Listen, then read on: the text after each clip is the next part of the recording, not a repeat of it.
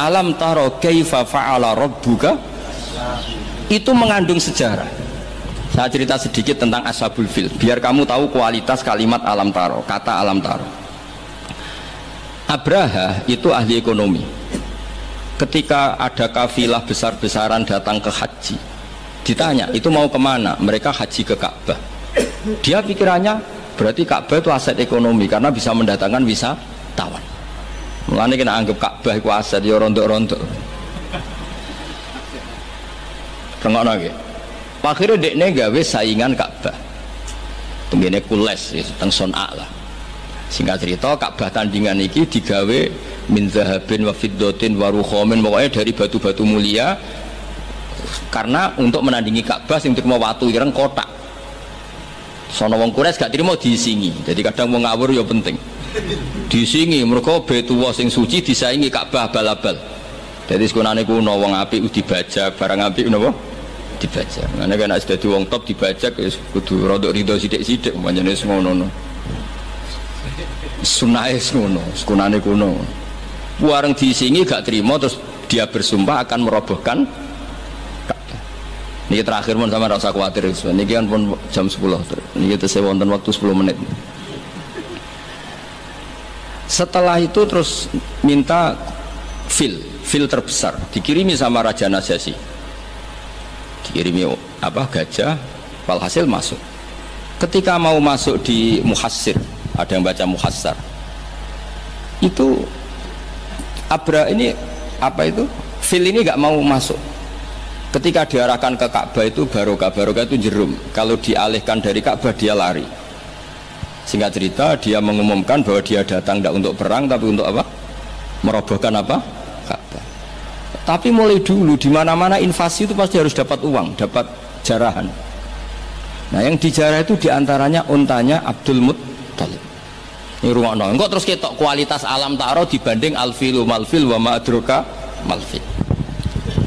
Ketika sudah dijarah terus si Abraham ini orangnya baik, sosialnya baik, tapi kafir, tapi sosialnya bagus.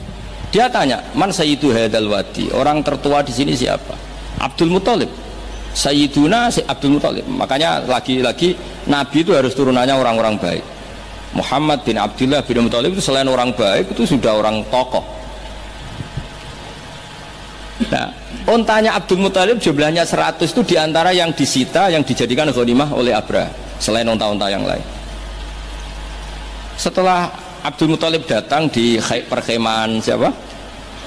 Abraha. Itu wibawanya Abdul Muttalib itu menjadikan Abraha nggak berani karena Abdul Muttalib membawa Nur Muhammad sallallahu alaihi.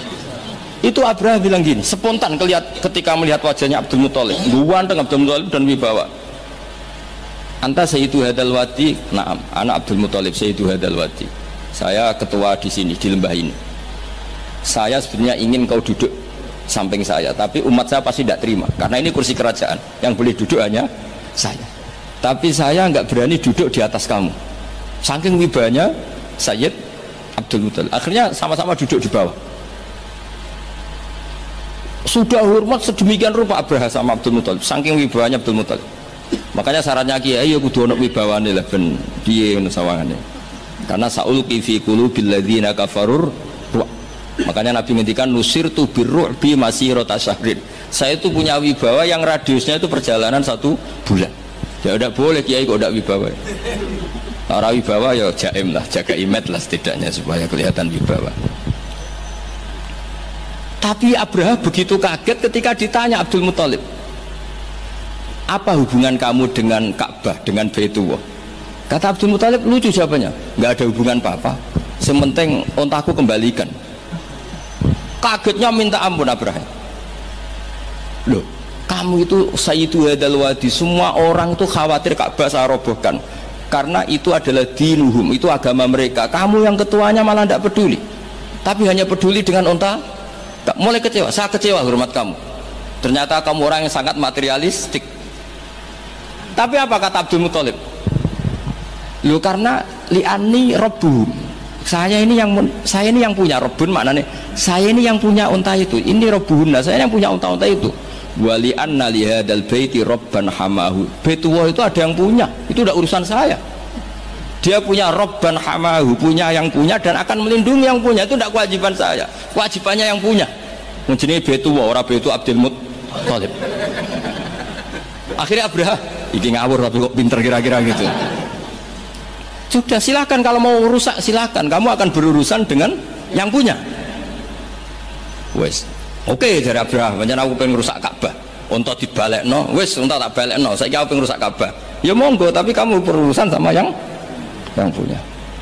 Ya, ini masih Maulid karena ini mbahnya Rasulullah Shallallahu Alaihi Wasallam. Kesana. Tapi sebelum Abraha datang, ini Abdul Muttalib fa'atal baita, kemudian datang ke Baitullah wa akhudha bi halaqatil bab. Dia megang apa, kalau di pintu dulu itu kan pegangannya itu kan bunder. Makanya disebut halaqatil bab. Maksudnya handle-nya itu kan bulat. Terus beliau berdoa, dongane lucu. Ya Allah, di mana-mana orang itu ya menyelamatkan asetnya. Ya, engkau harus menyelamatkan asetmu dong. Ini santai aja. Oleh ngomong ketika ngono tok, ditinggal mire. Nah, ditinggal mire itu Abdul Muttalib bikin kepengumuman ke semua orang Quraisy, ayo ke atas gunung dan kita melihat apa yang dilakukan Tuhan kita terhadap orang yang merusak Ka'bah. Terus mereka di gunung semua. Ketika Abraham mau naik, mau merusak, terus ada burung ababil. Makanya judulnya Alam Taro. Kayak apa kualitas Quran itu? Cerita sejarah dengan sederhana tapi kualitas maknanya luar biasa. Alam Taro. Kenapa kok ada Alam Taro? Apakah kamu tidak melihat? Karena semua suku Quraisy itu naik gunung dan melihat apa yang maka dimulai dengan Alam Taro. Dan mereka melihat kaifa fa'ala rabbuka bi ashabil fil. Disaingi alfilu malfil wa ma adraka malfil lahu khurtumun tawil wa dhilhu qasir. Jadi sehingga Alam Taro ini kualitasnya luar biasa memang, karena mereka berkata ayo kita lihat apa yang akan dilakukan Tuhan terhadap orang yang merusak Ka'bah. Makanya disebut Alam Taro kaifa fa'ala rabbuka bi ashabil. Jadi kualitas Quran itu luar biasa.